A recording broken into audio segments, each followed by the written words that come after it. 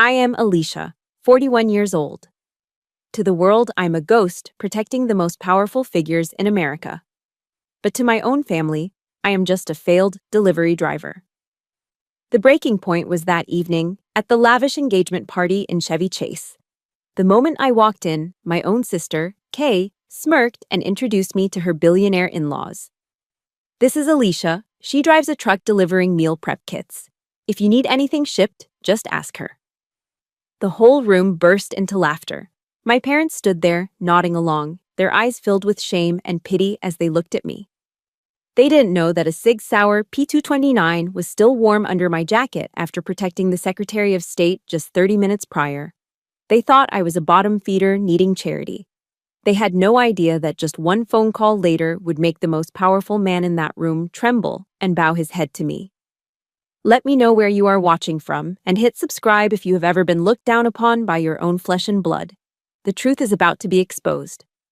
There is a specific kind of peace that comes with cleaning a weapon. It's mechanical. It's logical. It makes sense in a way that my family never has.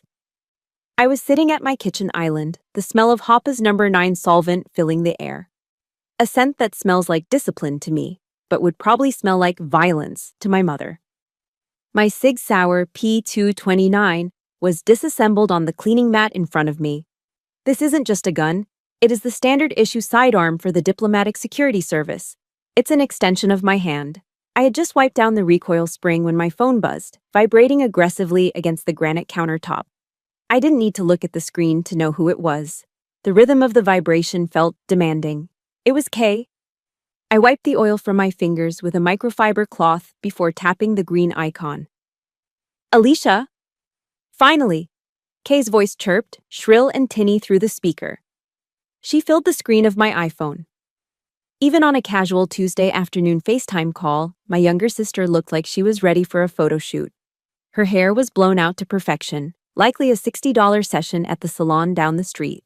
She was wearing a Tory Burch silk blouse that probably cost more than my parents' monthly grocery budget. Behind her, I could see the pristine beige living room of her condo. Everything curated, everything fake. "Hello, Kay," I said, my voice flat. I glanced down at my own attire, a faded flannel shirt and a pair of worn-in Levi's. "You're not doing that mechanic stuff again, are you?" Kay squinted at the screen, noticing the black smudge of gun oil on my thumb. "Ugh, never mind. Look, I don't have much time. I have a nail appointment in 20 minutes. I just needed to go over the protocol for tomorrow night." Protocol. That was a word I used for motorcades and extraction points. Kay used it for seating charts and appetizers. "I know the time, Kay. 7 o'clock. Chevy Chase," I said, reaching for the slide of my pistol to inspect the barrel. "Right. But listen." She leaned closer to the camera, her voice dropping to that conspiratorial whisper she used when she was about to say something insulting, disguised as advice. "I was thinking about what you should wear. Do you still have that navy blue dress? The jersey knit one? The one you wore to Aunt Linda's funeral 3 years ago?" I paused. I knew exactly which dress she meant. It was shapeless, made of cheap polyester, and slightly faded at the seams. It was something I bought at a clearance rack because I hadn't had time to shop between missions in Kabul and DC. It made me look 10 years older and 20 pounds heavier. "I have it," I said. "But I was planning to wear the black suit. No!" Kay cut me off sharply. "No suits. God, Alicia, you always look so masculine in those suits. It's an engagement party, not a job interview at a warehouse. Plus, the Prestons are very old school. Very elegant. I don't want you to look like you're trying too hard. The blue dress is better. It's humble. It suits your situation." My situation. I picked up a cotton swab and began cleaning the firing pin channel. "Understood," I said. "The blue dress, humble." "Great," she smiled, a flash of whitened teeth. "Oh, and the truck. The monster." She was referring to my Ford F-150. To her, it was a redneck eyesore. To me, it was a modified, up-armored beast with a V8 engine capable of ramming through a blockade if necessary. It was government property, disguised as a civilian work truck. "What about it?" "Don't park in the driveway," Kay said, waving her hand dismissively. And honestly, don't even park in front of the house. The HOA in the Preston's neighborhood is a nightmare. And if they see that thing with the mud flaps and the dents, it just lowers the property value just by idling there. Park it around the corner, maybe 2 blocks down. The walk will be good for you. I felt a muscle in my jaw tighten. She was banishing my vehicle, my mobile command center, to the shadows because it didn't fit her aesthetic. I can park down the street, I said. My voice remained steady. Marcus Aurelius once wrote, "The best revenge is to be unlike him who performed the injury." I would not yell. I would not argue. I would endure. Perfect, she checked her watch. A delicate Cartier tank watch that our parents had bought her for passing the bar exam. They gave me a pat on the back when I graduated from the Federal Law Enforcement Training Center. One last thing, Alicia. And this is important. She looked me dead in the eye through the screen. The smile vanished. When people ask, and they will ask, because they are polite, about what you do. She paused, sighing as if my existence was a heavy burden she had to carry. Just keep it vague. Say you work in logistics support, or that you help manage deliveries. Do not launch into stories about driving long haul or whatever it is you do with those boxes. Gerald's father is a senator, Alicia. I don't want to be embarrassed by blue-collar talk.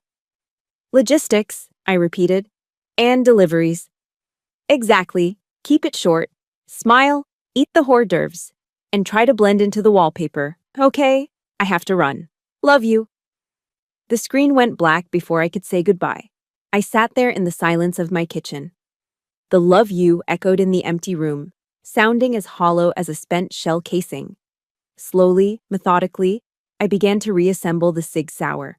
Slide, spring, guide rod, frame, click, snap. The weapon was whole again, cold, heavy, and ready. I stood up and walked over to the wall near the pantry. It was a dark corner of the kitchen, shadowed by the refrigerator. Hanging there, slightly crooked, was a wooden plaque with a brass plate. The U.S. Department of State Diplomatic Security Service Award for Valor, presented to Special Agent Alicia Cooper, for courage under fire during the Benghazi evacuation. It was dusty. I hadn't looked at it in months. My parents had never looked at it. Not once. When they visited, my mother had actually hung a calendar over it because she said the government seal looked too aggressive. I reached out and straightened the frame. Kay wanted me to be small. She wanted the sister who drove a beat-up truck and wore cheap polyester. She needed that version of me. If I was the failure, then she was the success. If I was the dark, she was the light. It was the only dynamic my family understood. I could have told her right then on the phone. I could have told her that logistics meant coordinating the movement of nuclear assets. I could have told her that the boxes I delivered sometimes contained classified intelligence that kept the country from going to war. But I didn't. Because that wasn't the role they assigned me in the Cooper family script. Fine, Kay, I whispered to the empty room, turning off the lights. I'll wear the faded dress. I'll park in the dark. I will be your shadow. But shadows have a way of growing when the sun starts to set. There is a verse in the book of Mark, chapter 6, verse 4, that I have recited to myself more times than I can count while lying awake in lonely hotel rooms halfway across the world. A prophet is not without honor, but in his own country, and among his own kin, and in his own house.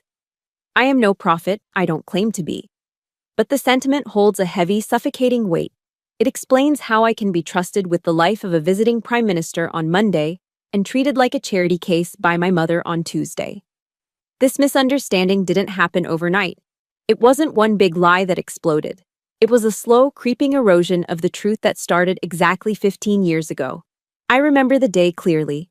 It was a crisp Sunday in November. I had just driven back from Glencoe, Georgia, fresh out of the Federal Law Enforcement Training Center.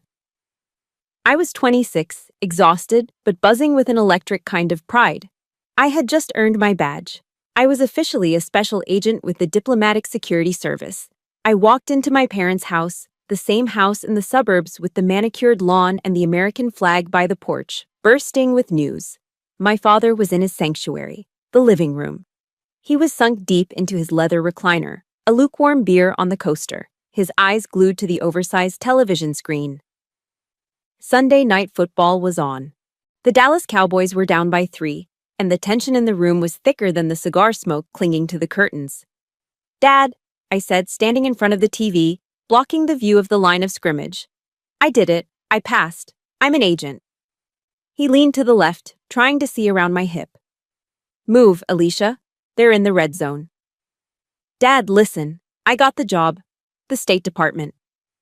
He finally muted the TV, but he didn't look me in the eye. He looked at the remote in his hand. "State Department? That's government, right? Federal?" "Yes," I beamed, reaching into my pocket to pull out the leather wallet with the gold badge. "It's federal law enforcement. I'll be protecting—" "Does it have dental?" he interrupted, taking a sip of his beer. "And the pension? Is it the FERS system? You stick with that for 20 years, Alicia, and you'll be set. Good benefits. Safe. Boring, but safe." He didn't want to hear about the tactical driving course I had aced. He didn't care about the firearms training or the courses on counterterrorism. To him, I had just landed a desk job at the DMV that happened to come with a good 401k. "It's not boring, Dad. It's dangerous. I'm an agent," I tried to correct him. From the kitchen, Kay walked in.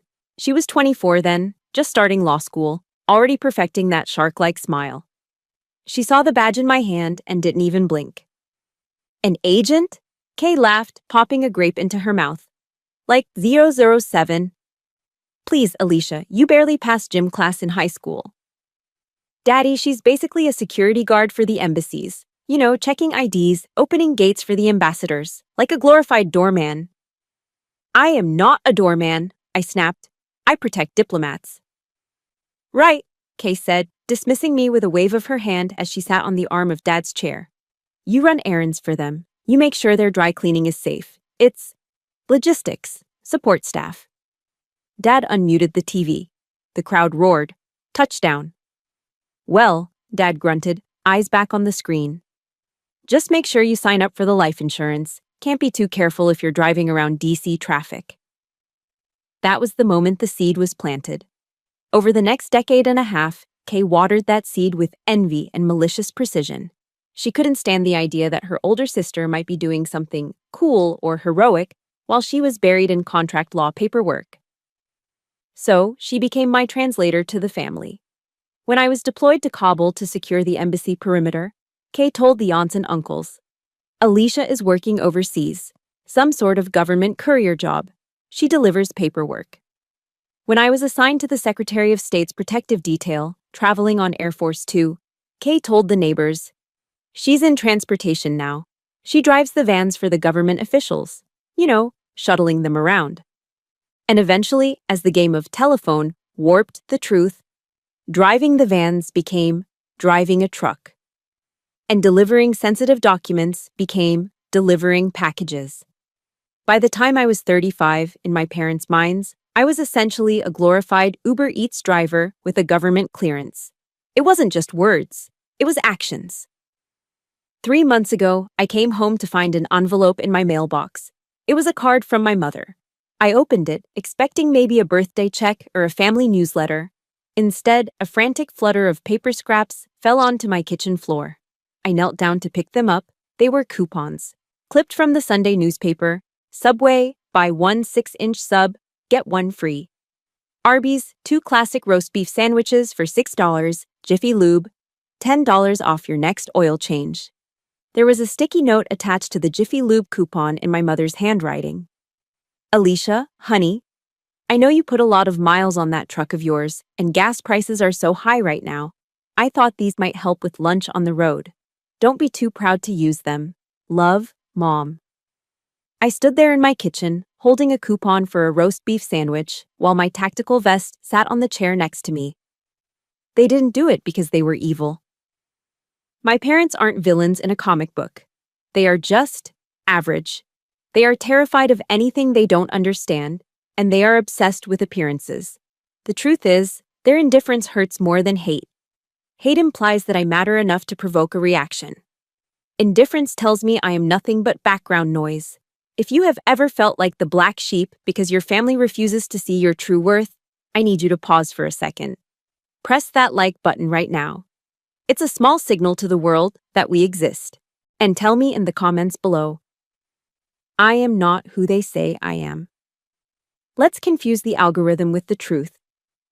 I looked at those coupons and I finally understood the ecosystem of the Cooper family. For Kay to be the golden child, the successful, wealthy, brilliant lawyer, she needed a contrast. She needed someone to be below her. If I were a high-ranking federal agent protecting world leaders, I would be her equal. Or worse, I might overshadow her. My parents couldn't handle that. They needed the narrative to be simple. Kay is the success. Alicia is the struggle. That order kept them safe. That order kept them comfortable. They believe I am a failure, I said to the empty air of my apartment, crumpling the Arby's coupon in my fist. Because believing I am a failure makes them feel successful. So, I let them believe it. I let them have their comfort. I let them have their small, tidy little lies. But tomorrow, the lies were going to collide with my reality. Because while they thought I was driving a delivery truck, I was preparing to command a motorcade that would shut down the entire Capitol Beltway. And God help anyone who stood in my way. At 05 net hours, the tarmac at Dulles International Airport is a desolate, wind-swept expanse of gray concrete. The air smells of burnt jet fuel and freezing rain. It's a smell that triggers a specific physiological response in me. My heart rate slows down, my pupils dilate, and the world narrows into a grid of potential threats. I stood by the rear door of the armored SUV, my delivery truck, as my family calls it. But this morning, it wasn't carrying boxes. It was part of a 3-vehicle convoy waiting to receive a high-value asset. A foreign witness, vital to a federal trafficking case, was stepping off a C-130 transport plane. Perimeter is tight, Cooper, the voice crackled in my earpiece. It was Martinez, one of the Marines from the embassy security detail. We have eyes on all exits. I tapped my comms. Copy that. Keep the engine running. We move the second feet hit the ground. The ramp of the aircraft lowered with a mechanical whine. A gust of wind whipped my short hair across my face, but I didn't flinch. 6 Marines in full combat gear flanked the witness. They moved with a synchronized, lethal grace that you only see in men who have trusted each other with their lives.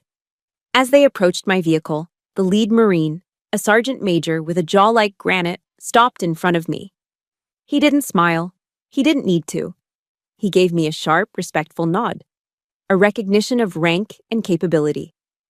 All yours, ma'am, he said, his voice cutting through the roar of the engines. Safe travels. Thank you, Sergeant. We'll take it from here. We loaded the witness. The door slammed shut with a heavy, reassuring thud of bulletproof steel. Jerry, my RSO, regional security officer, slapped the hood of the truck twice. He walked up to my window as I shifted the heavy vehicle into gear. Jerry is a man of few words, a Vietnam vet who has seen more combat than most action movie stars. Good work, Cooper, Jerry said, his eyes scanning the horizon one last time. That was a textbook extraction. You're the iron shield of this unit. I don't know what we'd do without you. The iron shield. I felt a warmth spread through my chest that had nothing to do with the car heater. Respect, competence, purpose. In this world, on this tarmac, I was essential. I was powerful. I guided the convoy out of the secure zone, watching the sunrise bleed orange over the Virginia skyline. My job was done. The adrenaline began to recede, leaving behind the dull ache in my lower back that comes from wearing a 20-pound tactical vest for 6 hours. I pulled into a lay-by to strip off the vest and secure my weapon in the lockbox. That was when my personal phone buzzed on the passenger seat. The screen lit up. Mom. I stared at it. The contrast was jarring. 1 minute I was Cooper, the Iron Shield. The next, I was Alicia, the daughter. I unlocked the phone. Alicia, honey, are you on your way back from your night shift? Since you have the big truck, can you stop by Costco? We need drinks for Kay's party tonight. 5 cases of La Croix, pamplemousse flavor, and maybe 5 cases of Diet Coke. The 36-pack ones. It saves us the delivery fee and your truck has plenty of room. Thanks. I read the message twice. My truck. This vehicle has run-flat tires, reinforced plating capable of stopping a 7.62mm round, and an encrypted satellite communication system. And my mother saw it as a grocery cart. She didn't ask if I was tired. She didn't ask if I was safe. She just saw a big truck and free labor. I looked at the dashboard. I could say no. I could tell her I had a debriefing. I could tell her the truth, that this is a government vehicle and I shouldn't be hauling soda for a suburban engagement party. But I didn't. Because the conditioning runs deep. Because fighting them takes more energy than just doing the damn task. Copy that, I whispered to no one, putting the truck in drive. 40 minutes later, I was in the purgatory known as the Costco parking lot. I maneuvered the massive black SUV into a spot between a minivan covered in stick figure family decals and a sedan with a student driver bumper sticker. I stepped out, still wearing my tactical pants and heavy boots, though I had swapped my tactical shirt for the flannel one. People stared. I looked like I was ready to invade the rotisserie chicken aisle. Walking through the warehouse was a surreal experience.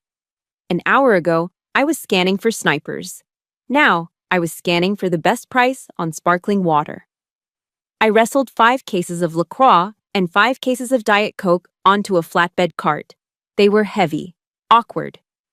The physical exertion was nothing compared to training, but the mental weight was crushing. I paid with my own card. Mom always forgot to transfer the money until weeks later, and hauled the load back to the truck. By the time I pulled up to Kay's condo complex, the sun was high and bright. It was a nice place, gated, manicured hedges. The kind of place where people called the police if a car was parked on the street for too long. I backed into the driveway and texted Kay. I'm here. The front door opened. Kay stood there, wrapped in a silk robe, holding her hands up in the air like a surgeon scrubbing in for an operation. Oh, thank God, she called out, not stepping a foot outside. I just put on my second coat of polish. Ballet slippers pink. I literally can't touch anything for 20 minutes. I got out of the truck. The heat radiating off the asphalt hit me. Where do you want these? I asked, grabbing the first 2 cases of soda. My biceps strained against the flannel. Just bring them into the living room, she directed, waving a wet fingernail toward the open door. Stack them in the corner by the bar cart, but be careful. I walked past her, carrying 50 pounds of carbonated water. I smelled the chemical tang of acetone and expensive perfume. It replaced the smell of jet fuel in my nose. Careful, Kay shrieked as I stepped onto the entryway. I just had the hardwood floors refinished last week. Do not drag those boxes, Alicia. Lift them. If you scratch the oak, Gerald will have a heart attack. I stopped in the middle of her living room. My boots that had kicked down doors in training simulations, squeaked slightly on the pristine, polished wood. Sweat trickled down my spine. I've got it, Kay, I grunted, lowering the boxes slowly. Make sure they're straight, she added, leaning against the doorframe, blowing on her nails. And try not to track any dirt in. Your boots look dusty. Did you come from a construction site or something? I looked up at her. The airport, I said quietly. Ugh, the airport, she wrinkled her nose. So germy. You should probably wash your hands before you touch any of the food prep stuff later. I set the last case of Diet Coke down. Clunk. I'm the Iron Shield, I thought to myself, the words sounding bitter and distant now. Here, in this house, I wasn't a shield. I wasn't an agent. I was a mule. A mule with dirty boots who needed to be careful not to scratch the precious floor of the Golden Child. I stood up, wiping my hands on my jeans. Is that all? I asked.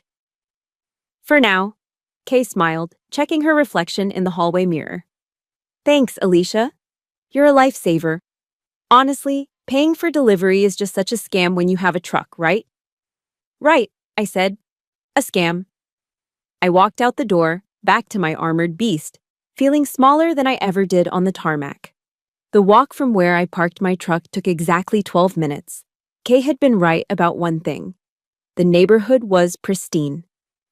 It was Chevy Chase, Maryland, a place where wealth whispers rather than shouts.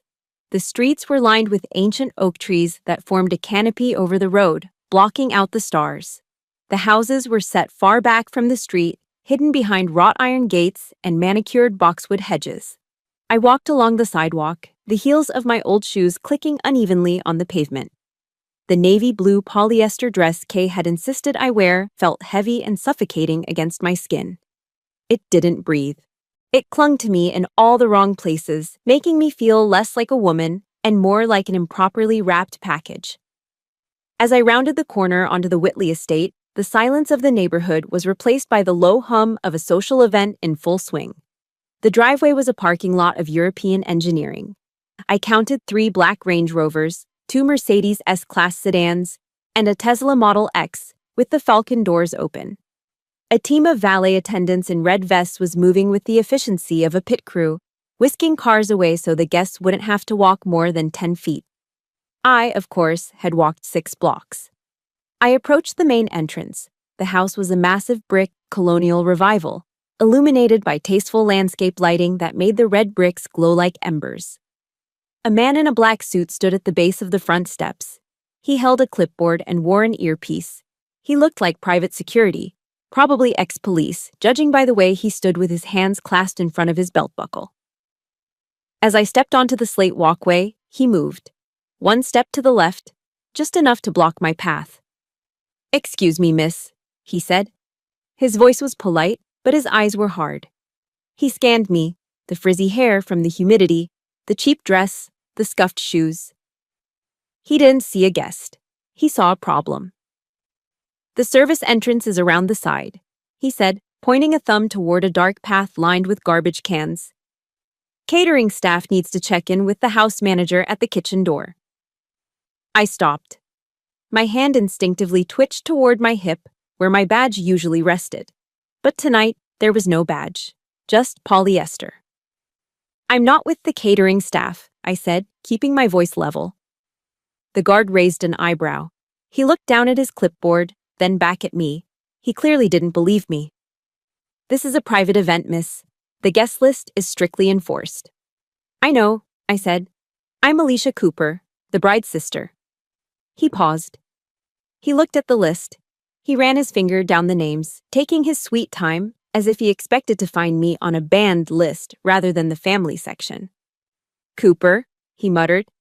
He found it. He looked disappointed. "Right. Go on in." He stepped aside, but he didn't apologize. He just watched me walk up the steps, his gaze lingering on the back of my dress. I could feel the judgment burning a hole between my shoulder blades. Inside, the air changed. It was cooler, conditioned to a perfect 68 degrees, and smelled of money.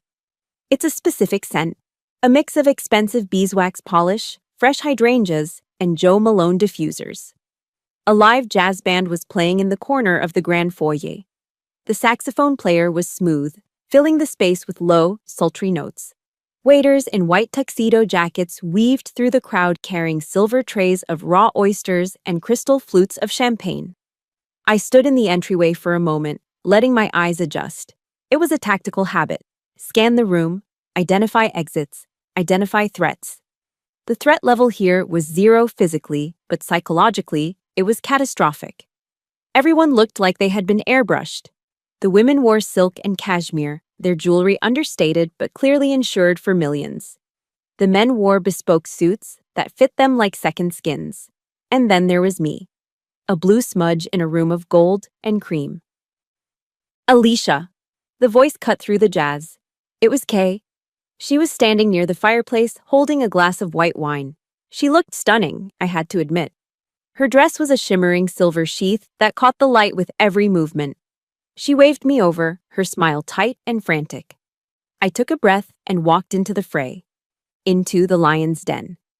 "You made it," Kay hissed as I got close, leaning in to air-kiss my cheek so she wouldn't smudge her lipstick. "And you wore the dress. Good. You blend in." I didn't blend in. I stood out like a sore thumb, and she knew it. "Come on," she said, gripping my elbow with surprising force. "Gerald and Patricia are asking about you. Don't be weird." She steered me toward a couple standing by the floor-to-ceiling windows. Gerald Whitley looked exactly like his pictures in the business journals. Tall, broad-shouldered, with silver hair and a face that was permanently flushed from good scotch and high blood pressure. Beside him was Patricia. Patricia Whitley was terrifying. She was a petite woman, but she took up all the oxygen in the room. She wore a cream-colored Chanel suit and a single strand of pearls that were large enough to be choking hazards. Her hair was a helmet of blonde perfection. "Mom, Dad," Kay said, her voice dropping an octave to sound more demure. "This is my sister, the one I told you about, Alicia." Patricia turned. Then came the scan. I have been scanned by retinal readers at CIA headquarters. I have been patted down by airport security in war zones. But nothing felt as invasive as Patricia Whitley's eyes. She started at my hair. Her gaze moved down to the collar of my dress, noting the fraying stitching. She looked at my hands. No manicure, short nails, a small callus on my thumb from the gun safety. She looked at my hips, then my legs. And then she stopped at my feet. I was wearing a pair of black pumps I had bought at DSW 5 years ago. The leather on the left toe was scuffed from driving. The heel on the right was slightly worn down. Patricia stared at that scuff mark for 3 seconds. In those 3 seconds, she calculated my entire net worth, my education level, and my social standing. And the result was deficient. She looked back up at my face. Her expression hadn't changed, but the warmth in her eyes had dropped to absolute zero. "Alicia," Patricia said. Her voice was like dry ice. "We've heard so much about you." "It's nice to meet you, Mrs. Whitley," I said, extending my hand. She looked at my hand for a split second before taking it. Her handshake was limp, like she was afraid she might catch something. "Kay tells us you're quite the traveler," Gerald boomed, trying to fill the silence. "Driving all over the country. Must be interesting seeing the real America from the road." He spoke loudly, as if I were hard of hearing or slow to understand. "It has its moments," I said neutrally. "Alicia is very free-spirited," Kay interjected quickly, resting her head on Gerald's shoulder in a show of daughterly affection. "She doesn't like the corporate grind like we do. She prefers the open road. No bosses, no deadlines, no structure, just her and the boxes." "No structure?" I almost laughed. My life was defined by the strictest structure on the planet. Chain of command, rules of engagement, federal law. "Is that so?" Patricia asked, tilting her head. A small, pitying smile played on her lips. "I suppose that must be freeing. Not everyone is cut out for ambition, I suppose. Some people are just happier living simply." "Exactly," Kay said, squeezing Gerald's arm. "Alicia is all about the simple life." I stood there, surrounded by millionaires, holding a glass of water I didn't want, listening to them rewrite my life into a tragedy of wasted potential.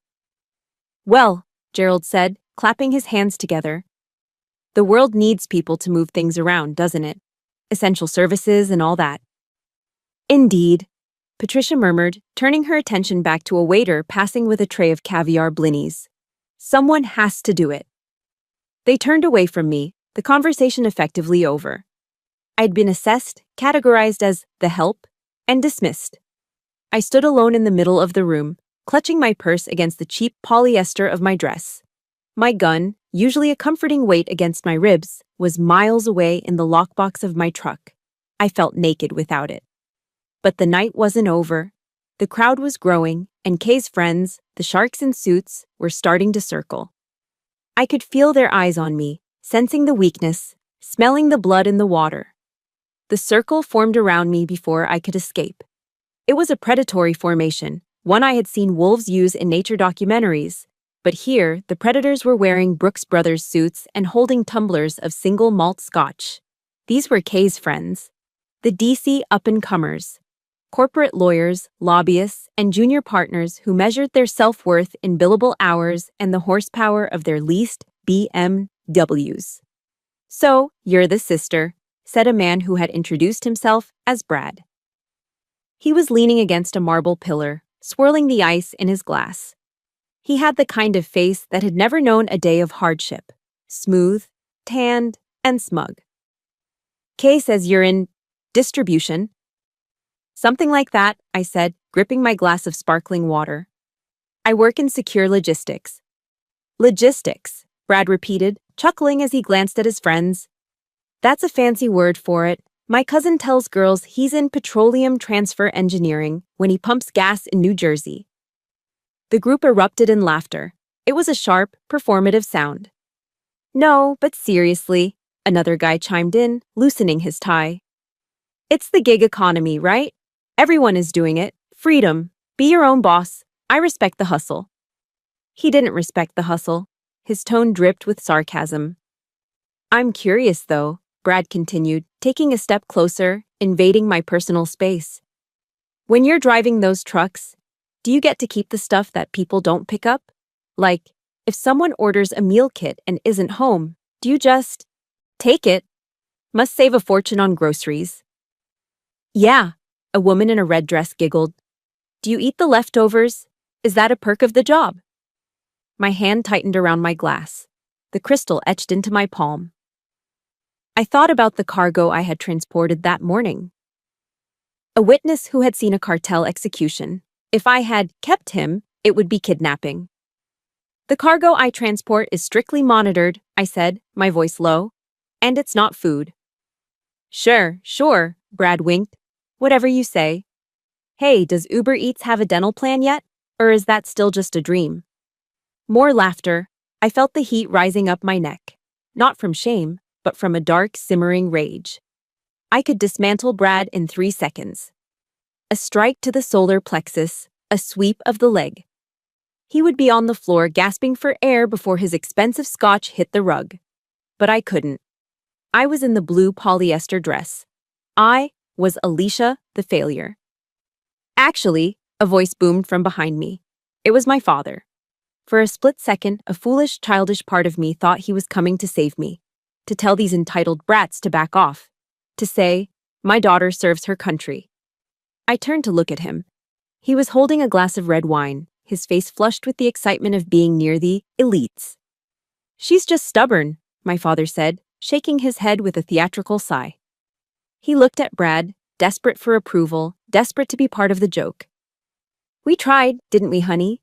He gestured to my mother, who was hovering nearby. We told her to go back to school, community college, get a nursing degree, something stable. But no, Alicia likes to drive. She likes looking at the scenery. My stomach dropped. He wasn't saving me. He was selling me out. He was using my humiliation as currency to buy his way into their conversation. Community college is a great option, the woman in red said, her voice dripping with false sympathy. It's very accessible. She wouldn't listen, my father continued, avoiding my eyes. Always had to do things the hard way. That's Alicia for you, a bit of a rough diamond, very rough. Dad, I said, the word coming out like a warning. What? He looked at me, feigning innocence. I'm just telling them the truth. You could have been a paralegal like Kay suggested. Air conditioning, a desk, but you prefer the open road. He made it sound like I was a hobo jumping on freight trains. My work requires a level of focus and judgment that most people wouldn't understand, I said, looking directly at Brad. My voice was steady, cutting through the laughter like a knife. One mistake in my line of work doesn't result in a paperwork error. It results in catastrophe. The circle went quiet for a beat. My tone had shifted. The delivery girl had just spoken with the authority of a field commander. Brad blinked, looking unsure for a moment, but the tension was broken by a heavy hand landing on my shoulder. It was Gerald Whitley, the patriarch. He squeezed my shoulder, not affectionately, but with the weight of ownership. He smiled down at me, his eyes crinkling with what looked like kindness but felt like pity.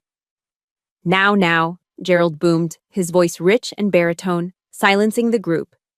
Let's not give Alicia a hard time. He looked around the circle, playing the role of the benevolent king defending his peasant. Society needs people like Alicia, Gerald said, giving my shoulder another patronizing pat. Think about it. Without people willing to do the heavy lifting, the driving, The serving, how would we function? We wouldn't have our packages. We wouldn't have our dinners delivered warm. He looked at me, his eyes locking onto mine. It is a noble service, my dear, he said, speaking slowly, enunciating every word as if I were a child or mentally slow. Knowing your place in the ecosystem is a virtue. Not everyone is meant to lead. Not everyone is meant to create policy or build empires.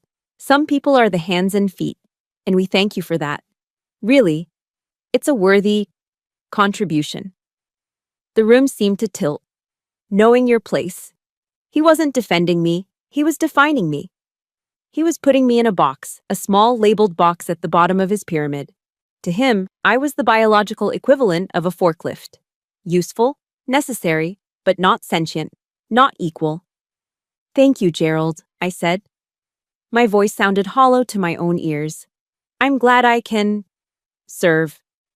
That's the spirit, Gerald laughed, releasing my shoulder. Now, who needs a refill? I opened a 1998 Bordeaux that is breathing beautifully. The circle broke. They turned their backs on me, drawn away by the promise of expensive wine, leaving me standing alone in the center of the rug. I stared at their backs, the tailored suits, the silk dresses, the confident posture of people who have never had to check under their car for an IED. My phone, tucked into the small clutch purse I was holding, began to vibrate against my palm. It was a long, sustained vibration, not a text, a call. I looked down at the screen. It wasn't my mother. It wasn't Kay. The screen flashed red. Incoming secure call, Central Command. I took a deep breath, the air in the room suddenly feeling thin and stale. The humiliation that had been burning my skin seconds ago evaporated, replaced by the icy clarity of duty. The delivery girl was about to clock out. The agent was clocking in. The phone in my hand felt radioactive. The screen pulsed red, a silent siren in the middle of the polite, murmuring crowd. Incoming secure call, Central Command. I didn't answer it immediately. Protocol dictated I move to a secure perimeter. I turned on my heel, ignoring the confused look from the waiter holding a tray of empty champagne flutes, and stepped quickly into the hallway. The heavy oak doors muffled the sound of the jazz band, but the silence out here was deafening. I swiped the screen. Cooper, I said. My voice had dropped an octave. The submissive sister was gone. Code red, Cooper. I repeat, code red. It was Jerry. His voice was tight, clipped, fighting against a background of chaotic radio chatter. We have a situation. The Secretary's motorcade has been boxed in on Rockville Pike, 2 miles south of your location. Local PD is overwhelmed. We have a credible threat of an ambush. The lead vehicle is disabled. My blood ran cold. Rockville Pike. At this hour, it was a parking lot of commuters, a sitting duck scenario. Secretary Thomas, the man who held the nuclear codes for diplomatic relations, was trapped in a metal box surrounded by potential hostiles. Status of the asset? I asked, my eyes scanning the hallway for cameras. Asset is secure for now, but exposure is high.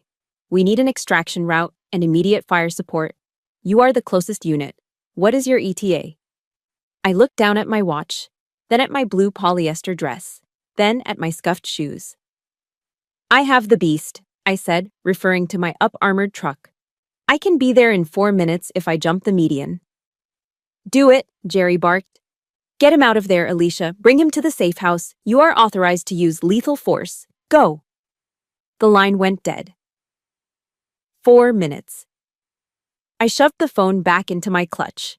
My heart was hammering against my ribs, a steady, rhythmic thud. Thump, thump, thump, thump. It wasn't fear. It was fuel. I needed to leave. Now. I turned back toward the main party room. The quickest way to the front door was through the crowd.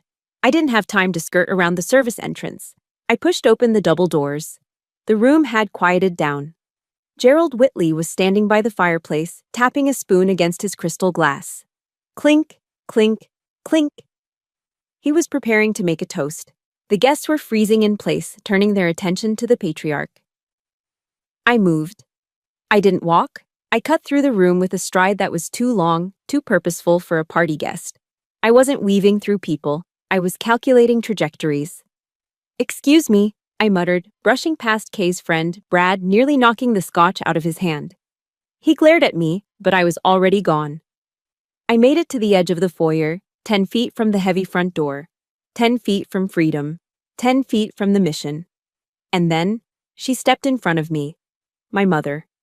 She materialized from the crowd like a blockade. In her right hand, she held a large silver cake knife.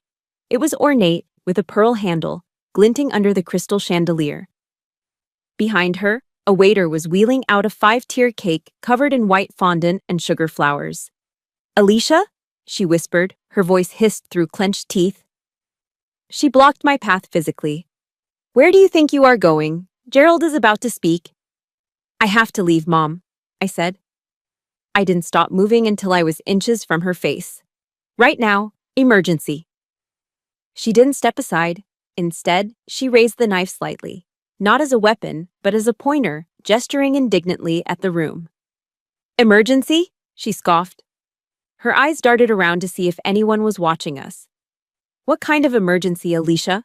Did someone order a salad and forget the dressing? Did a box fall off the truck?" "Mom, move," I said. My tone was icy.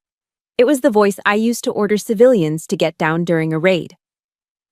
But she wasn't a civilian. She was my mother, and she was immune to my authority. "You are not ruining this," she said, her voice rising. "Kay has worked for months on this night. We are about to cut the cake. It's tradition. You cannot leave before the cake is cut. It's social suicide." "I don't care about the cake," I said, my patience snapping like a dry twig. "I have to go." She stared at me, her face twisting into a mask of incredulity. She looked at my cheap dress, my desperate expression, and then she laughed. A short, cruel sound. "You can't wait 10 minutes?" she asked loudly. Heads began to turn. Gerald stopped tapping his glass.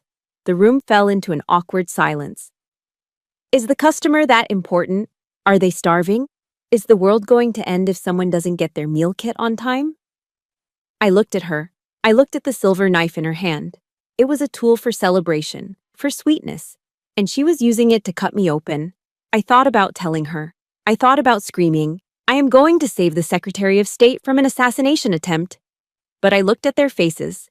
Gerald's annoyed frown, Kay's mortified glare, the guests' amused smirks. They wouldn't believe me. They didn't want to believe me. They wanted the delivery driver. They wanted the failure. So I gave them what they wanted.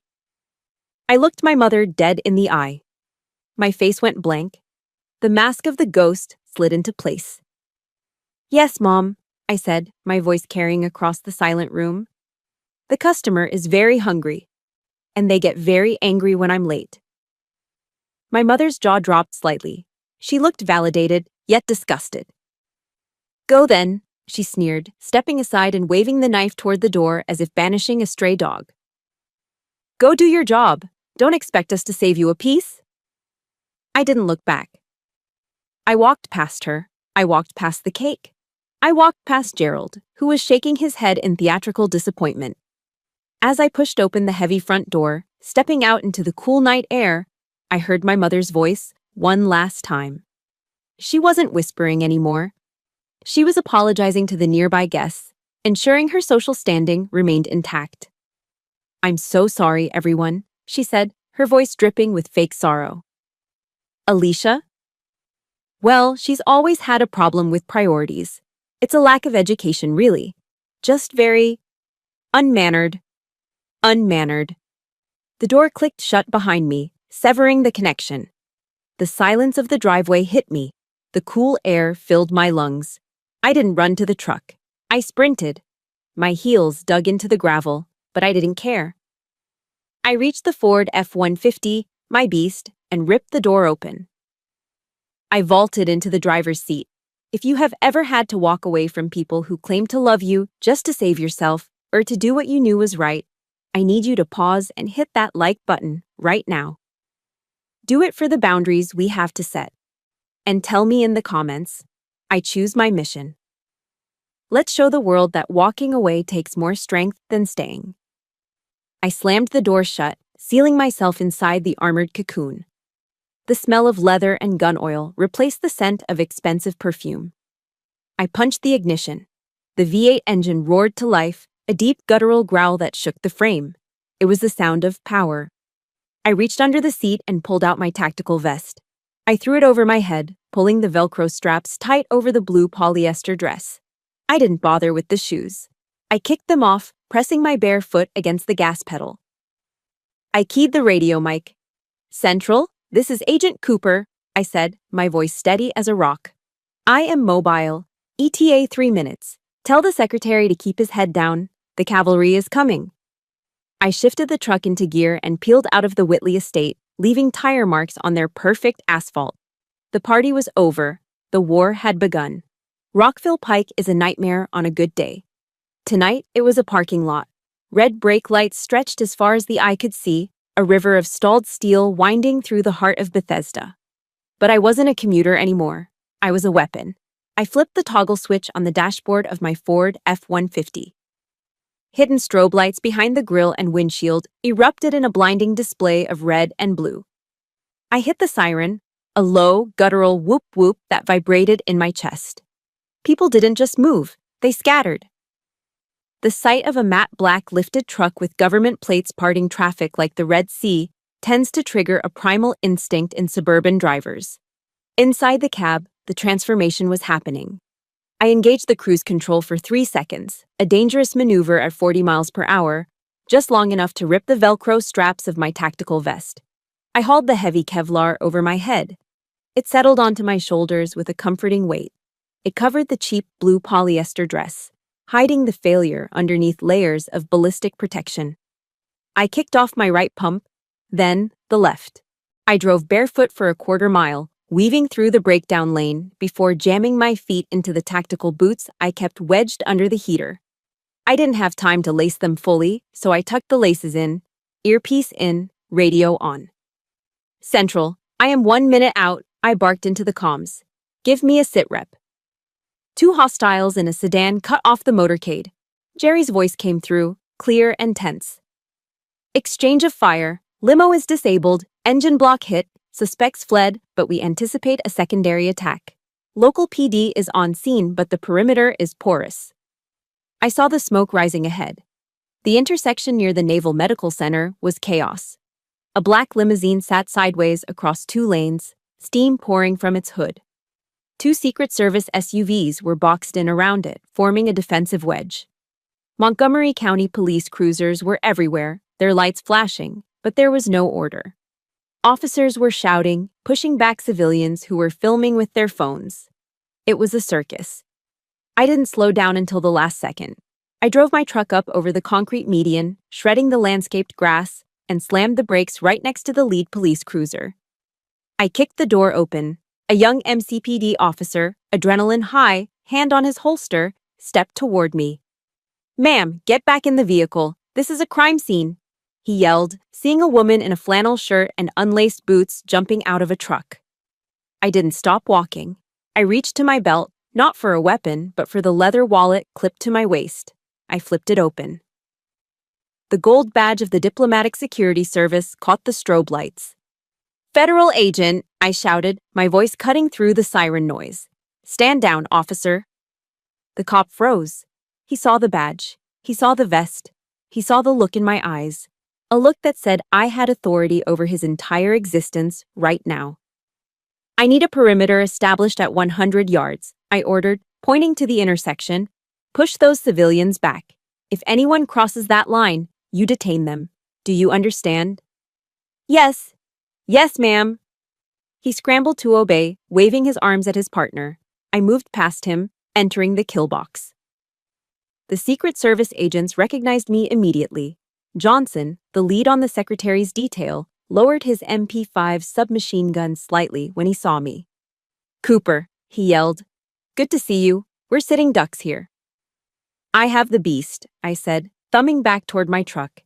"It's up-armored. We extract him now. Get him to the safe house." I moved to the rear door of the damaged limousine. The window was spiderwebbed with impact cracks. bulletproof glass that had done its job, but barely. I tapped the glass 3 times. The signal. The door clicked and pushed open. Secretary of State Thomas sat inside. He was a man of 60, with the weight of American diplomacy on his shoulders. He looked shaken, his tie loosened, holding a secure briefcase against his chest. When he looked up and saw me, his shoulders visibly dropped. The tension left his face. "Agent Cooper," he exhaled, a breathy laugh escaping him. Thank God. When I heard local support was coming, I was worried. I didn't know it was you. "I was in the neighborhood, Mr. Secretary," I said calmly, extending a hand to help him out. "Let's get you out of this tin can." "I trust you," he said simply. He took my hand. Think about that. The man who negotiates treaties with hostile nations, the man who advises the president, trusted me with his life. He didn't care about my dress. He didn't care about my bank account. He cared that I was the best. We moved quickly. I shielded his body with mine, guiding him toward my truck. The Marines and Secret Service formed a phalanx around us. I opened the passenger door of my truck. "Get in. Keep your head down. Floorboard is reinforced." As I slammed the door shut, ensuring the third most powerful man in the executive branch was safe, my phone, which I had thrown onto the dashboard, lit up. It was right there at eye level. The screen was bright against the dark interior. A text message from Kay. I shouldn't have looked. But in the split second before I climbed into the driver's seat, my eyes caught the preview. "Kay, you are a disgrace to this family. Mom is crying in the bathroom because of you. Don't bother coming back. We don't want you here." I stared at the words. Disgrace. Behind me, sirens wailed. Beside me, the Secretary of State was waiting for me to drive him to safety. Around me, federal agents were following my lead. And on that screen, I was a disgrace because I didn't stay to eat cake. The irony was so sharp it felt like a physical blow. It was absurd. It was tragic. It was hilarious. "Agent Cooper," the secretary asked from the passenger seat, his voice low. "Is everything all right? We need to move." I looked at the phone one last time. I didn't delete the message. I wanted to keep it. I wanted to remember exactly what they thought of me while I was busy saving the world. I reached out and flipped the phone face down. "Everything is clear, Mr. Secretary," I said, my voice devoid of emotion. "We are moving." I stomped on the gas. The truck surged forward, pushing through the debris, leaving the chaos behind. But we needed a place to go. The safe house in McLean was compromised by the traffic. The embassy was too far. I needed a secure location, close by, with high walls and gated access.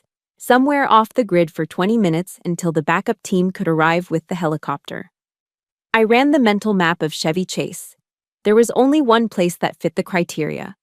I gripped the steering wheel tight. Fate, it seemed, had a very twisted sense of humor tonight. "Central," I radioed in. "I am diverting to a temporary secure location. Mark my coordinates." I turned the wheel hard to the left. We were going back to the party. "Mr. Secretary," I said, keeping my eyes on the rearview mirror where the smoke from his disabled limousine was still rising into the night sky. "We can't wait here on the shoulder. The extraction team is 10 minutes out, and this position is compromised. We need hard cover. Now." Secretary Thomas looked out the window at the gridlocked traffic of Rockville Pike. He was calm, but I saw his hand tightening on the handle of his secure briefcase. "Where do you suggest, Agent Cooper? The embassy is too far." "My sister's in-laws," I said, the words tasting like ash in my mouth. "The Whitley estate. It's 3 minutes from here. High brick walls, gated access, minimal sightlines from the street. It's the only viable safe house in this sector." He looked at me, then at my tactical vest, then at the determined set of my jaw. "Do it," he said. I spun the steering wheel hard to the left. The Ford F-150's tires screeched as I jumped the curb, bypassing a stalled intersection. 3 minutes later, I was barreling down the tree-lined streets of Chevy Chase again.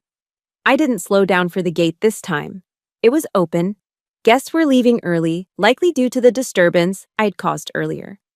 I drove the massive truck right up the center of the driveway, ignoring the frantic waves of the valet staff. I slammed on the brakes directly in front of the main entrance, parking diagonally across the steps. My truck blocked a Bentley and a Porsche, boxing them in. "Stay here," I instructed the secretary. "Keep your head down. Give me 30 seconds to clear the room and secure the perimeter." "Copy that," he nodded. I unlocked the door and stepped out. The air was still cool, smelling of expensive cologne and exhaust fumes. I placed my hand on the grip of my Sig Sauer P229, now openly holstered on my hip, and marched up the stairs. I didn't knock. I placed my boot against the heavy oak door and shoved it open. It swung inward with a heavy thud, crashing against the interior wall. The sound silenced the room instantly. The party had thinned out, but the core group was still there. Gerald, Patricia, Kay, my parents, and about 20 close friends were gathered in the foyer, nursing their drinks and dissecting the drama of my earlier exit. When I stepped into the light, I looked like an alien invasion. I was barefoot in tactical boots, wearing a Kevlar vest over a blue polyester dress, with a radio coil running up my neck and a federal firearm on my hip. But they didn't see an agent. They didn't see the gun. They were so blinded by their own narrative that they only saw the delivery girl who had ruined their night. Kay was the first to react. She broke away from a group of bridesmaids, her face contorted in a mask of pure, unadulterated rage. "You!" she shrieked, pointing a manicured finger at me. "You have the audacity to come back here after the scene you caused?" She marched toward me, stopping only because I held up a hand in a halt gesture. "Kay, step back," I said, my voice projecting with command authority. "I need everyone to clear this room immediately. This is a matter of national security." "National security?" Kay laughed, a high-pitched, hysterical sound. "Oh my God, you are delusional. What, did you forget your cooler? Did you forget a receipt for the soda?" "I am not joking," I said, scanning the upper landing for threats. "Clear the room." "Get out," Gerald Whitley roared. The patriarch stepped forward, his face turning a dangerous shade of purple. He looked at my muddy boots on his Persian rug. He looked at the truck blocking his driveway. He was trembling with fury. "This is private property, Ms. Cooper," Gerald bellowed. "You are trespassing. I don't care what kind of costume you are wearing or what game you are playing. You have insulted my wife, you have upset the bride, and now you are barging in here like a lunatic." "Mr. Whitley," I tried to interject, "I am commandeering this location as a temporary—" "I am calling the police," Gerald interrupted, reaching for his phone. "I am having you arrested. You clearly need mental help." "Gerald, please," my mother's voice whined from the back. She pushed her way to the front, dragging my father with her. My parents looked at me with a mixture of horror and exhaustion. To them, this wasn't a tactical operation. This was their daughter having a mental breakdown in front of the most important people they knew. "Alicia, stop it," my mother pleaded, wringing her hands. "Just go. Haven't you done enough damage? Why are you wearing that vest? You look ridiculous." "I am working, Mom," I said through gritted teeth. "Working?" My father stepped forward. The shame in his eyes was palpable. He looked at Gerald, then at me, and decided he needed to distance himself from his failure of a daughter one last time. "You are a disgrace, Alicia," my father spat out. The words hung in the air, heavy and toxic. "Look at you, barging into a respectable home, shouting orders. For what? Did you lose your job? Are you here to beg for money because you got fired from the delivery route? Dad, listen to me." "No, you listen," he shouted, pointing a shaking finger at my face. "You make us look like fools. You make us look like trash. All of this drama, just because you drive a truck. Just because you deliver lunchboxes for a living and you can't handle that your sister is a success." The room was deadly silent. The insult echoed off the marble floors. Just because you deliver lunchboxes. It was the trap of contempt. They had built a cage for me out of their own insecurities, and they refused to let me out of it, even when the keys were staring them in the face. I looked at my father. I looked at Kay, sneering in her silver dress. I looked at Gerald, dialing 911 on his phone. I felt a strange sense of calm. The bridge wasn't just burned, it was incinerated. "I am not here for money, Dad," I said quietly. And I am not here for lunch boxes. I raised my hand to my earpiece. Asset is entering the structure, I said into the mic. What are you talking about? Kay snapped. Who are you talking to? You are insane. Before I could answer, the heavy front door behind me, which I had left ajar, swung open wide. Two massive Secret Service agents in dark suits stepped in, MP5 submachine guns held at the low ready. They scanned the room in a split second, their presence instantly changing the atmospheric pressure of the house. Kay gasped and took a step back. Gerald dropped his phone. And then, stepping through the phalanx of agents, came the Secretary of State. He looked tired, disheveled, and smelled of smoke. But he was unmistakably Thomas J. Preston, the man whose face was on the news every night. He walked right up to me, ignoring everyone else in the room. Agent Cooper, the secretary said, his voice loud and clear in the stunned silence. Perimeter secure? I looked at my father, whose mouth was hanging open. I looked at Kay, whose face had gone pale as a ghost. Perimeter is secure, Mr. Secretary, I said. Welcome to the safe house. Perimeter is secure, Mr. Secretary, I said. The words hung in the air for exactly 1 second. Then, the world turned inside out. The heavy oak front door didn't just open, it was breached. Two large men in dark, ill-fitting suits burst through the gap I had left. They moved with the terrifying speed of a tactical entry team. They didn't look like party guests. They looked like sledgehammers. Federal agents, hands! Show us your hands! The shout was deafening, bouncing off the marble floors and high ceilings of the Whitley foyer. The lead agent, a man I knew as Johnson, swept the room with the muzzle of his MP5 submachine gun.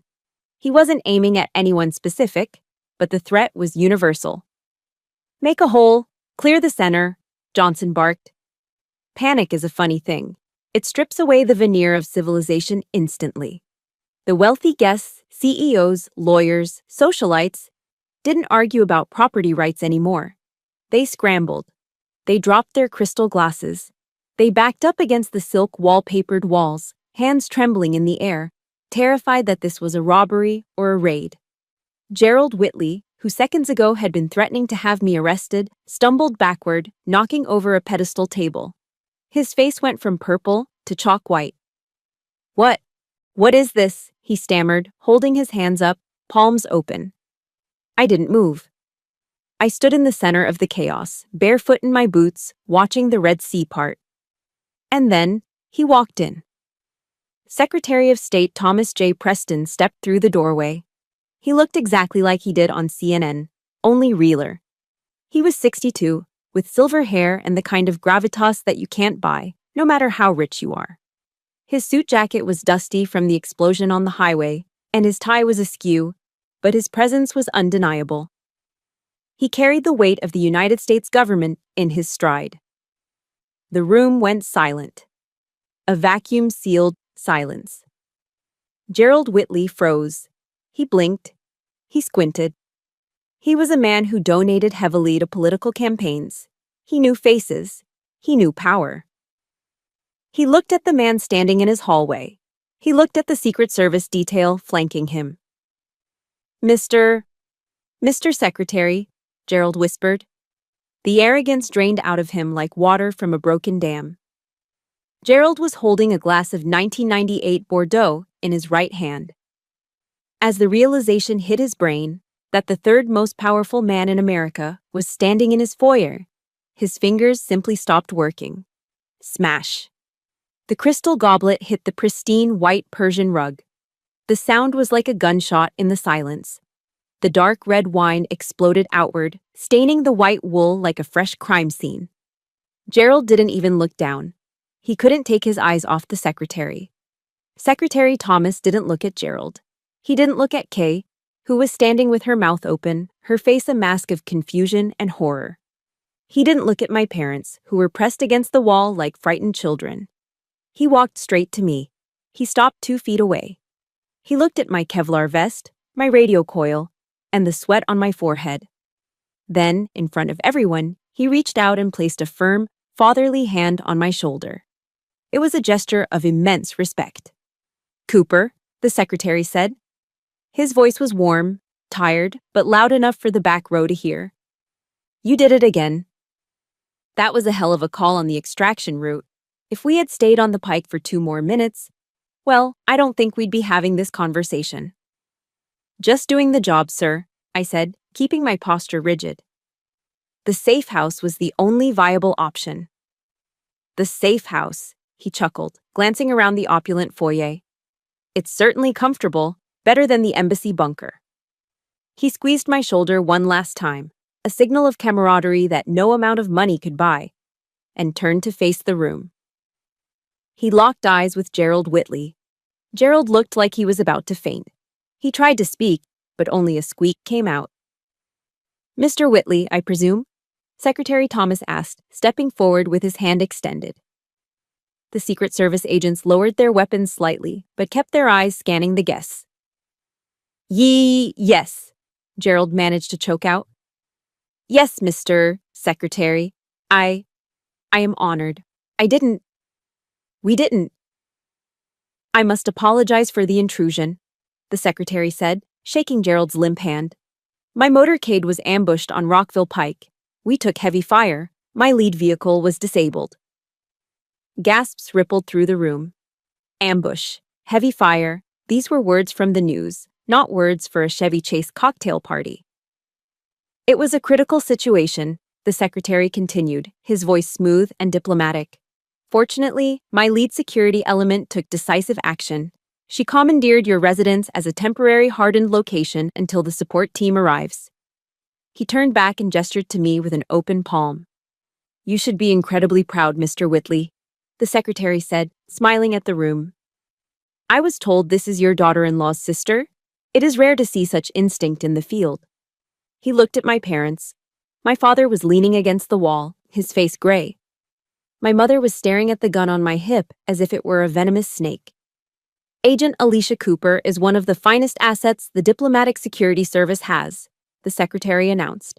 He wasn't just talking, he was testifying. A GS-15 senior special agent. Do you know how few people reach that rank at her age? She runs my protection detail. She coordinates logistics for nuclear summits. She is, quite literally, the reason I get home to my wife at night. GS-15, Senior Special Agent, Nuclear Summits. The words hit the room like mortar shells. I watched Kay. Her eyes flicked from the secretary to me. I saw her brain trying to process the data, the delivery driver, the boxes, the logistics. Logistics, Kay whispered, the word slipping out of her mouth like a curse. Yes, logistics, the secretary nodded, hearing her. Secure logistics, the most complex kind.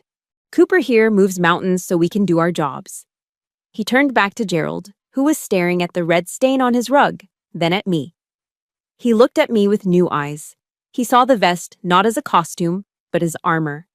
He saw the delivery truck outside not as an eyesore, but as a tank. We had no idea, Gerald stammered. Alicia she never said. She wouldn't, the secretary said, his tone sharpening just a fraction. She's a professional. Silent professionals don't brag. They just serve. He looked at me again. I owe you a drink when this is over, Cooper. Maybe something better than the water you were drinking earlier. I'll take a rain check, sir, I said. Chopper is 3 minutes out. We need to move you to the landing zone in the back garden. Lead the way, agent, he said. I looked at my family one last time. My mother was crying.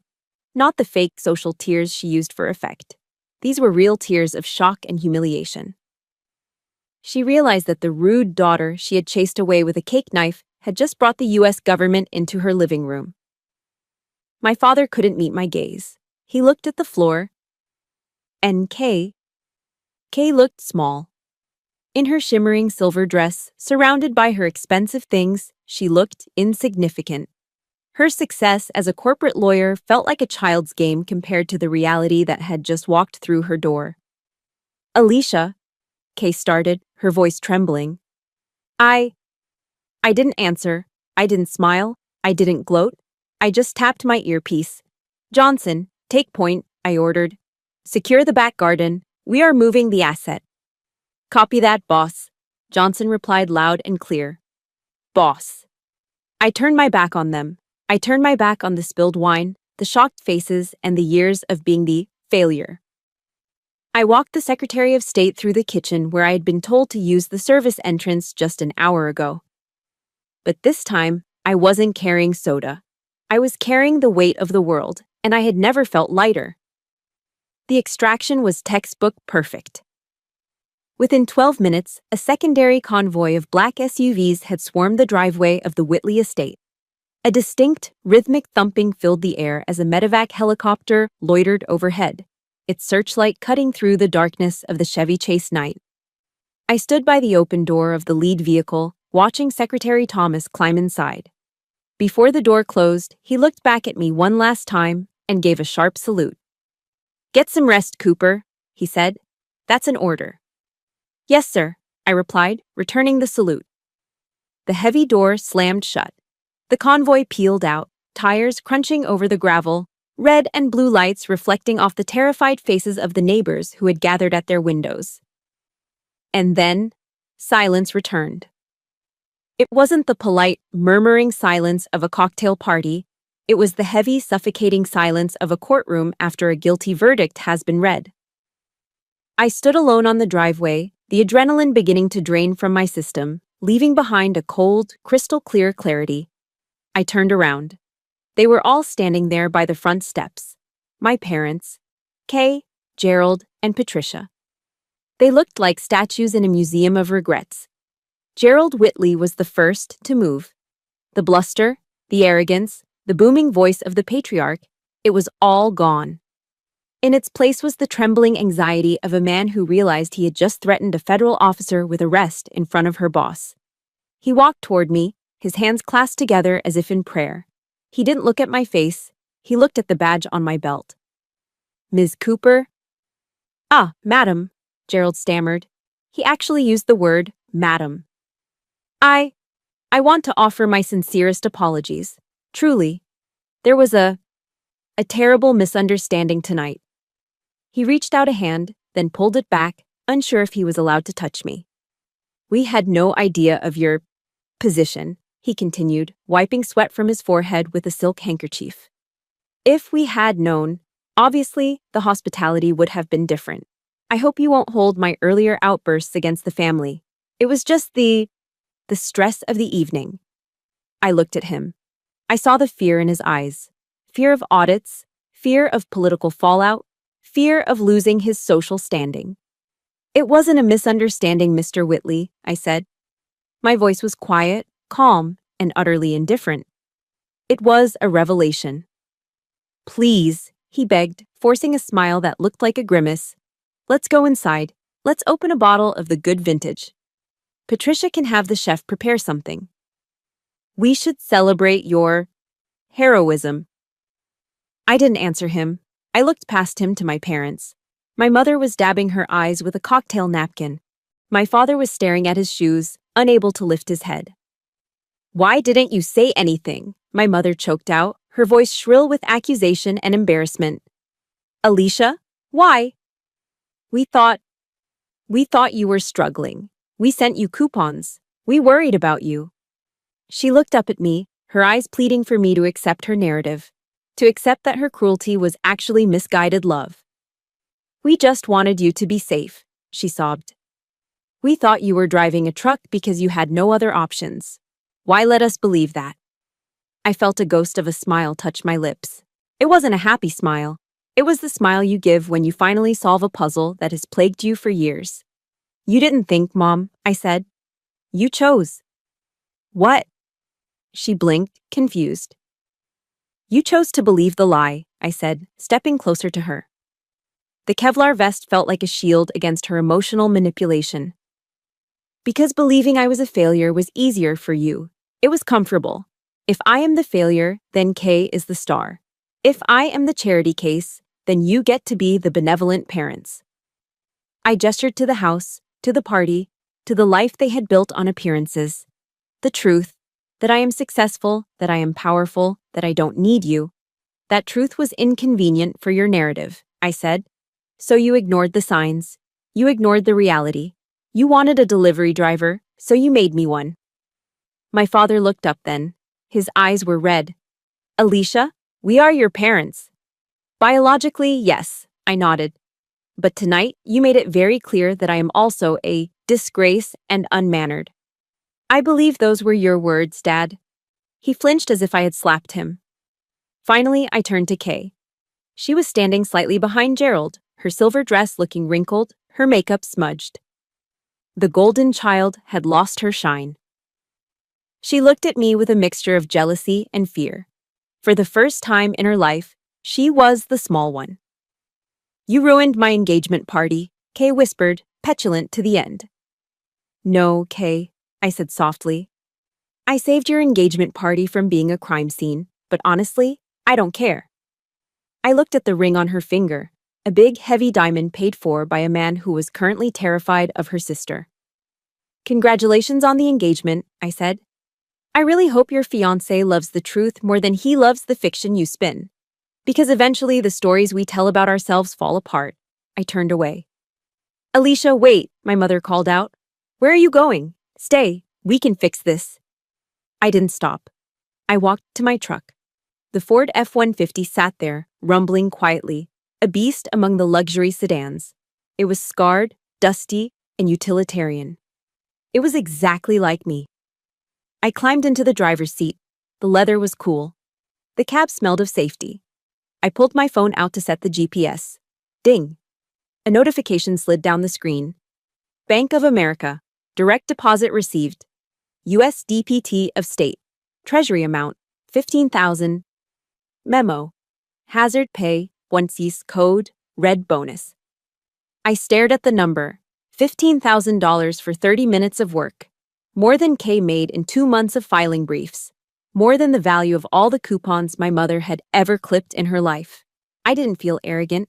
I didn't feel the need to run back inside and show them the screen. The validation didn't come from them anymore. It came from the work. It came from the mission. It came from me. I connected my phone to the Bluetooth speakers. I scrolled through my playlist until I found the only song that fit the moment. The opening piano chords of Frank Sinatra's My Way filled the cabin. And now, the end is near. And so I face the final curtain. I looked in the rearview mirror one last time. I saw them standing there, a huddled group of people shrinking in the distance, trapped in their golden cage of expectations and lies. I put the truck in gear. I've lived a life that's full. I traveled each and every highway. I pressed the gas. The truck surged forward, leaving the Whitley estate behind. I drove through the open gate, past the oak trees, and turned onto the main road. The highway stretched out before me, empty and dark, illuminated only by my headlights. But in the distance, on the horizon, the faintest hint of dawn was breaking. I wasn't their daughter anymore. I wasn't the sister. I wasn't the delivery girl. I rolled down the window, letting the cold wind hit my face, washing away the scent of stale perfume and old regrets. I was Agent Alicia Cooper. And I had a long drive ahead. I did it my way. If there is one truth I want you to take from my story, it is this. You cannot force people to respect you, especially when their disrespect serves their own ego. For years, I tried to shrink myself to fit into my family's small box. But I learned that a diamond doesn't stop having value just because it's hidden in the dark. The most expensive currency you can ever pay is your own peace of mind just to make others comfortable. Stop explaining yourself to people who are committed to misunderstanding you. Your worth is not defined by their validation. Sometimes the bravest thing you can do is simply walk away and succeed in silence. If my journey sparked a fire in you today, please hit that like button. It helps us find other black sheep who need to hear this message. I want to hear your story in the comments. Have you ever had to hide your true self just to keep the peace in your family? Or have you finally found the courage to drive away like I did? Type, I choose my way below to declare your freedom today. And don't forget to subscribe and turn on notifications so you never miss a story of justice and redemption. Until next time, stay strong and keep driving. Wow. The story really is a brilliant twist, like a time bomb exploding at the perfect moment to turn the tables. As someone who has witnessed countless family dramas of the other people's children versus my own children type, I watched it and felt both a wry smile and a warm feeling like, yes, finally, justice has arrived, late but beautiful like a movie. I will share my personal thoughts honestly, analyzing each key detail in the story based on the video content, and then draw out a few lessons that I think everyone should subtly apply. Because I'm a practical person who observes life like a game of chess, my analysis might be a bit cold, but I hope it helps you see things more clearly. Honestly, this story touches on a pain that anyone who has ever been looked down upon by family or acquaintances will nod in agreement with. The feeling of being pushed to the margins, of having your life redefined as a failure so that they feel more successful.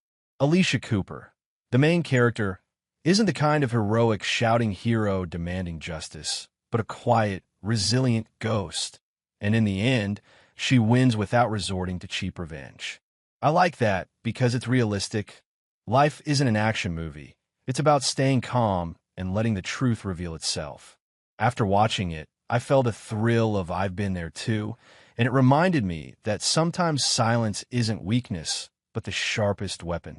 But it's also funny how her family flipped from contempt to flattery. Oh my, exactly the kind of thing you encounter in real life. Analyze each detail in the story. The story is told in a style that alternates between flashbacks and the present, gradually building tension like a ticking time bomb.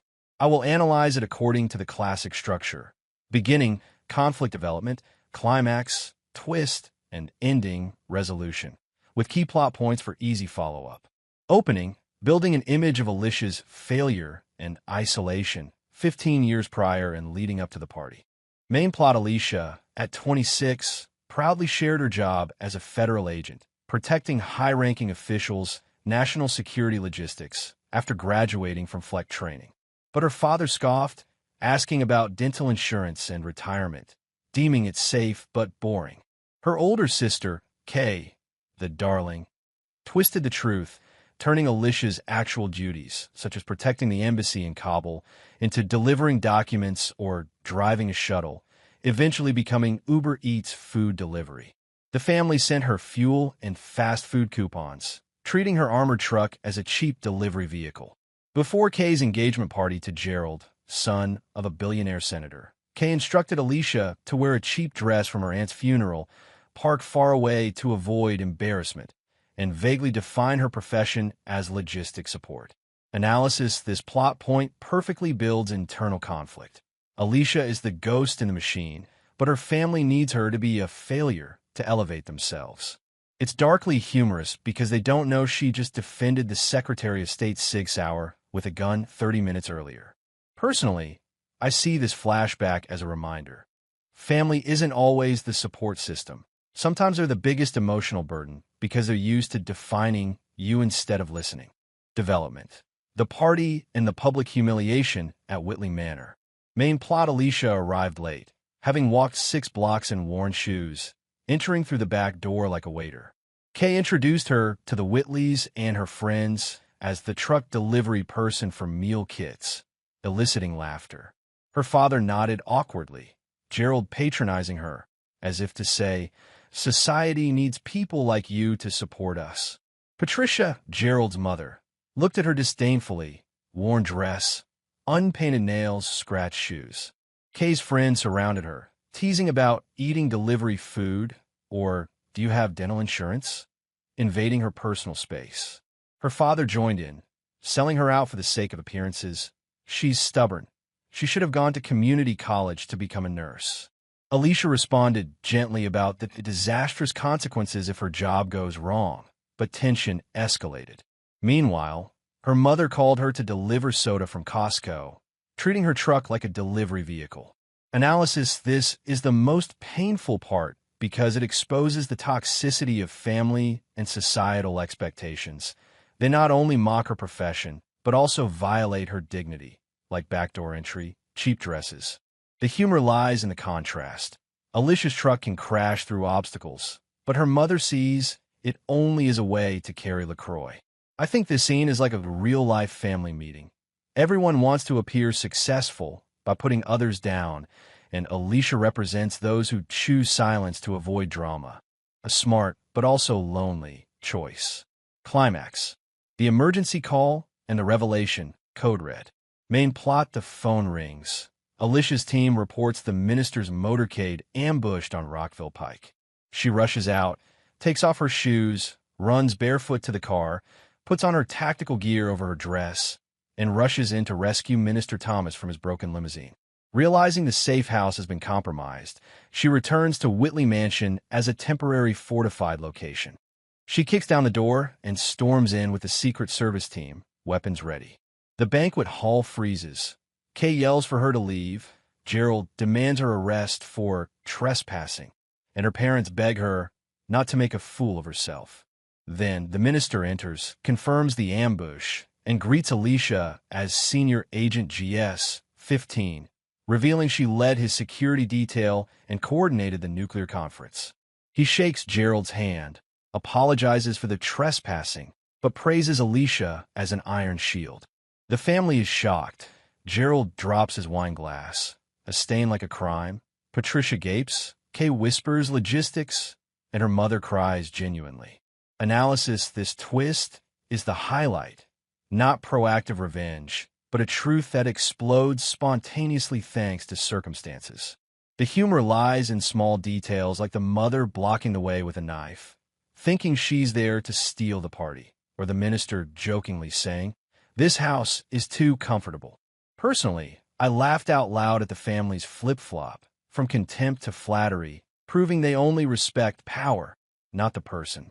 It's realistic because that's how it is in everyday life. A business call can change everything, and Alicia's earlier silence makes the twist even stronger. Conclusion: confrontation and departure after the minister leaves. Main plot: after the medical helicopter flew away, the family surrounded her, apologizing. Gerald stammered, offering her vintage wine, calling her Mrs. Agent. Her mother tearfully explained the discount coupon was anxiety. Her father avoided the topic. Kate grumbled, "You ruined the party."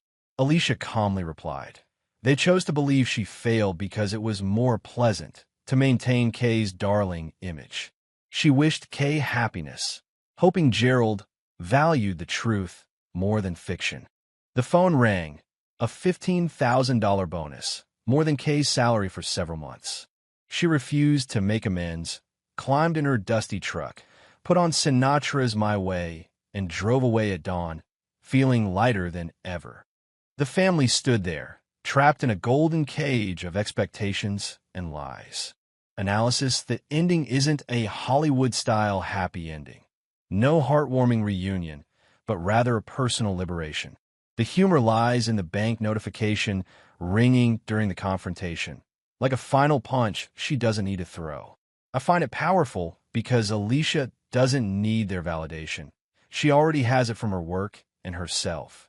The truck versus luxury car scenario is perfectly symbolic. They have the outward luxury, but she has real power. From this story, I've drawn a few practical lessons that everyone should apply, because life isn't always fair, but you can control your reaction. Don't try to explain yourself to people who have already decided to misunderstand you. Alicia's family keeps twisting the truth to fit their narrative.